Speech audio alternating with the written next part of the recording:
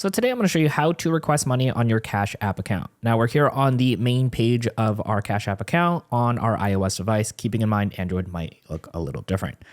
Now, in order to request money, all you got to do is first and foremost, put in the total dollar amount that you are requesting. So for an example, let's say it is $10. We're going to put in $10 and then we're going to click on the word request right over here. Now that's going to bring up a pop-up menu here for us to go ahead and put in the person's name, cash tag, phone number, or email. So any of those information pieces will work for you. And then you are going to need to put in a note. You can see it is required for you. And they do have some suggestions. So if you're already connected with the person or requested or sent money in the past, that will be available for you.